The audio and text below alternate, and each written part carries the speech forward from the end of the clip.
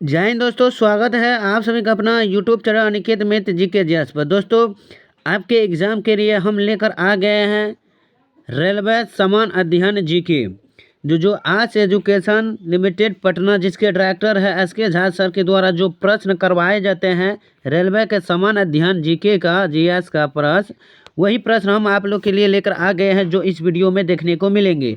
दोस्तों, ये हम सुपर सेलेक्टेड क्वेश्चन लेकर आ गए हैं, एकदम पूरा सुपर सेलेक्टेड आपके एग्ज़ाम तक पढ़ाएंगे उतना जितना से कम हो जाए। तो वही क्वेश्चन लेकर आ गए हैं जो अभी करवाए जाते हैं ऑनलाइन और पेड क्लास में जो करवाए जाते हैं, वही प्रश्न लेकर हम आ गए हैं। तो दोस्तों, ये वीडियो आप लोग के लिए काफ़ी अति महत्वपूर्ण है, रामबाण प्रश्न है जो रेलवे के एग्ज़ाम के लिए वीवीआई वीवीआई प्रश्न है। तो दोस्तों, इसमें हम अभी देखने वाले हैं समान अध्ययन प्रश्न देखेंगे जो आपके एग्ज़ाम से रिलेटेड जितना भी पूछे गए हैं सारे परिवर्तन देखेंगे। तो चलिए हम चलते हैं अपने प्रश्न का। और आप लोग से रिक्वेस्ट है कि यह वीडियो को शुरू से अंत तक जरूर देखें और वीडियो को शेयर जरूर कीजिए अपने दोस्तों, भाई बहन जितना भी है सबके पास शेयर जरूर कीजिए, क्योंकि ये आपके लोग के लिए एकदम सुपर सेलेक्टेड प्रश्न है जो पूछा गया है एनटीपीसी सीबीटी 1 में जो साल पूछा गया है, सारे प्रश्न हम लेकर आ गए हैं इसमें। तो जैसे रेलवे का ज्योग्राफी प्रश्न आज देखेंगे जो कुणाल सर के द्वारा जो प्रश्न करवाए जाते हैं। तो चलिए हम चलते हैं अपनी वीडियो को। और दोस्तों, ये वीडियो को शुरू से अंत तक जरूर देखें, क्योंकि बहुत ही 101% के साथ में कहता हूँ कि आपके एग्जाम के लिए ये प्रश्न काफ़ी महत्वपूर्ण है। आप लोग जानते हैं कि एस.के. सर पटना जो है ये रेलवे के लिए ताबड़तोड़ तैयारी करवाते हैं। तो चलिए हम वही पीडीएफ लेकर आ गए हैं। तो बिना देरी से ध्यान बढ़ते हैं। आप लोग से एक रिक्वेस्ट है कि छोटी सी, हमारे चैनल पर पहली बार आए तो प्लीज़ सब्सक्राइब जरूर कीजिएगा और वीडियो को लाइक भी करना ना भूलें। और इसका पीडीएफ हम टेलीग्राम पर देंगे जिसका लिंक दिया गया है हमारे सेटअप पर। तो चलिए पहला प्रश्न और बढ़ते हैं।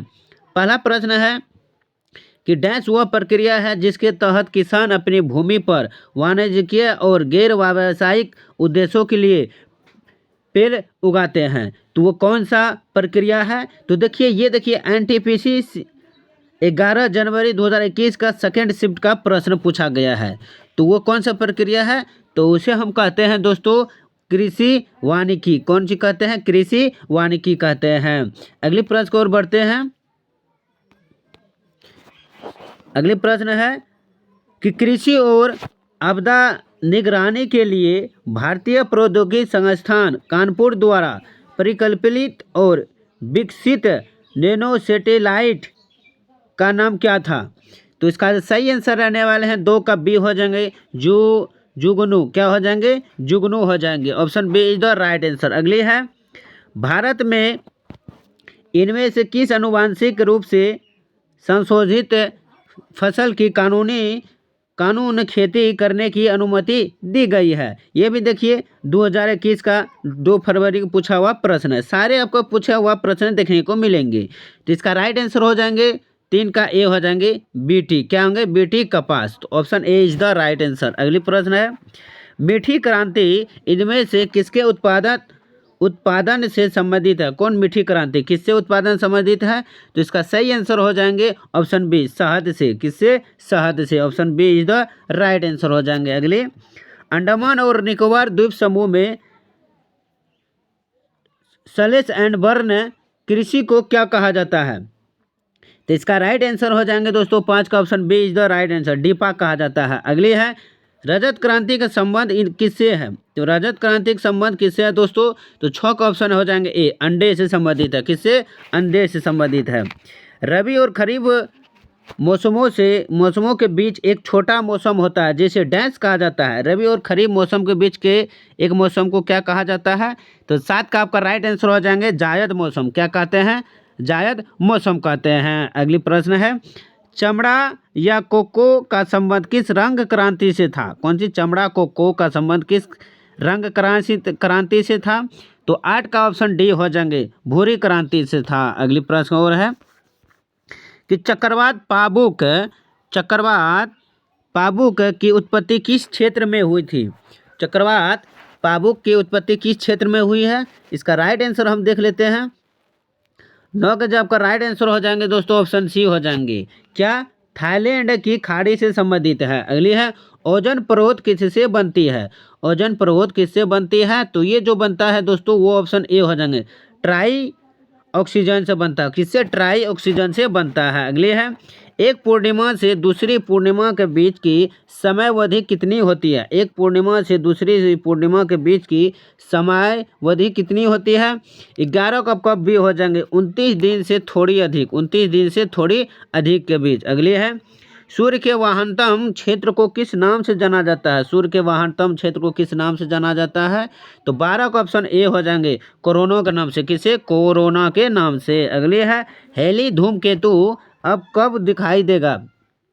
हेली धूमकेतु अब कब दिखाई देगा, तो 13 का ऑप्शन हो जाएंगे ए, वो 2061 में। कब दिखाई देगा, 2061 में। अगली दी गई वायुमंडलीय परतों में से किसका घनत्व सबसे कम है।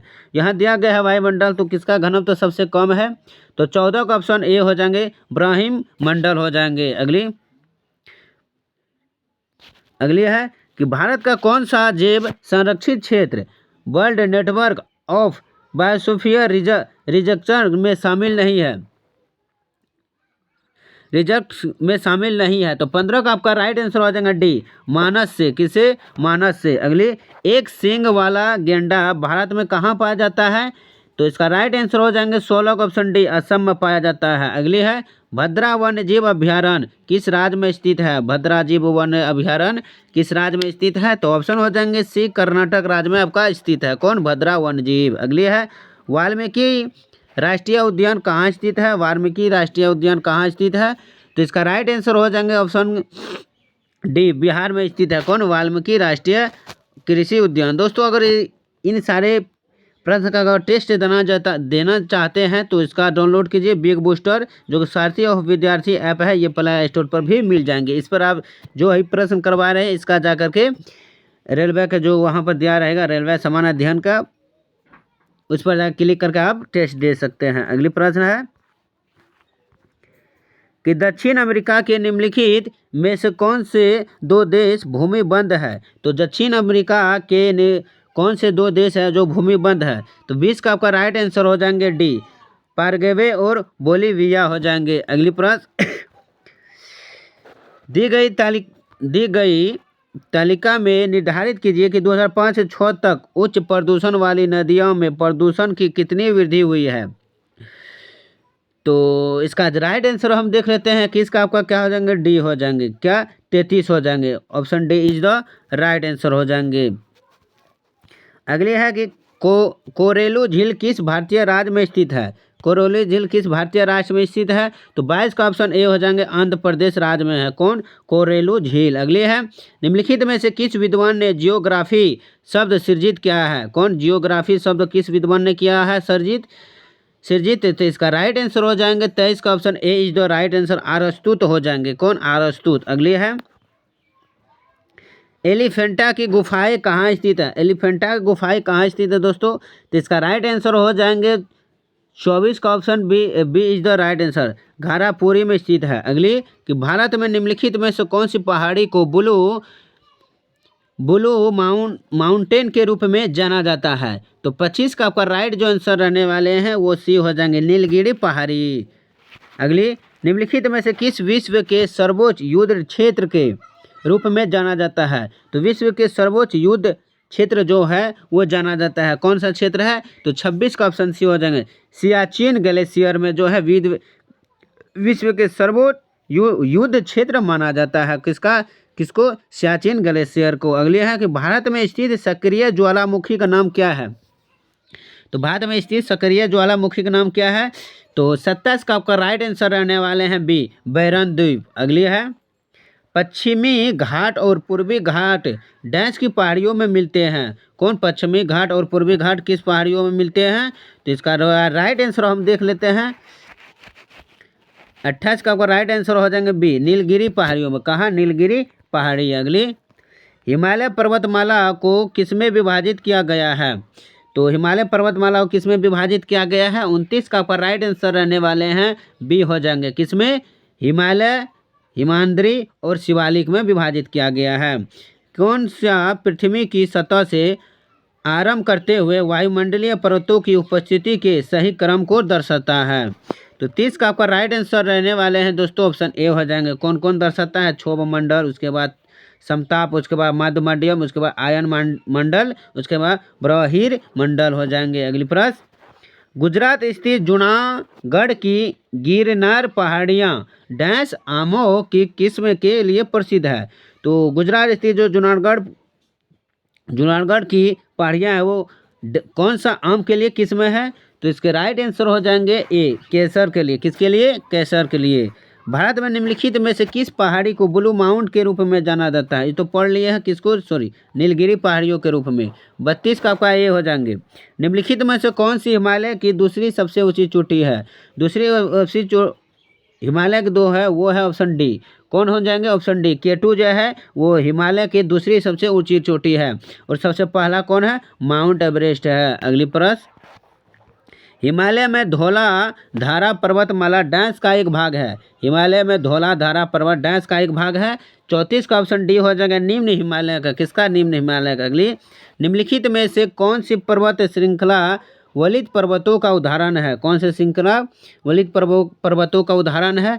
35 का आपका डिब्बी हो जाएंगे, हिमालय का उदाहरण है। अगली, निम्नलिखित में से कौन सी सबसे ऊंची गैर एशियाई पर्वत चोटी है? तो गैर सबसे ऊंची एशियाई पर्वत चोटी कौन है? 36 का ऑप्शन सी हो जाएंगे, अकोंकागुआ पर्वत हो जाएंगे। Option C is the right answer. 37 number का देख लेते हैं। दक्षिण भारत में स्थित इनमें से कौन सी पहाड़ियाँ की चोटी का नाम डोडा बेटा है? कौन सा पहाड़ियों का नाम जो दक्षिण भारत में स्थित है? तो इसका राइट आंसर हो जाएंगे 37 का ऑप्शन डी, नीलगिरी की पहाड़ियाँ। अगली, कामत, नमचा, बरवा, गुरला, मनधाता निम्न में से किसका नाम है? ये कामत, नमचा, बरवा, गुरला, मनधाता किसके नाम है?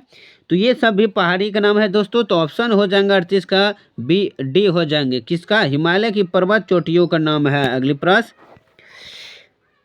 सहारा रेगिस्तान कहाँ स्थित है? सहारा रेगिस्तान तो दोस्तों वो कहाँ स्थित है? तो वो उत्तर अफ्रीका में स्थित है। कौन? सहारा रेगिस्तान। अगली है, दिफू दर्रा कहाँ स्थित है? दिफू दर्रा आपका कहाँ स्थित है? 40 का बी हो जाएंगे, अरुणाचल प्रदेश में स्थित है। अगली है, लेह मनाली राजमार्ग का निर्माण एवं रख रखाव किस एजेंसी द्वारा किया जाता है? कौन? लेह मनाली राजमार्ग का निर्माण।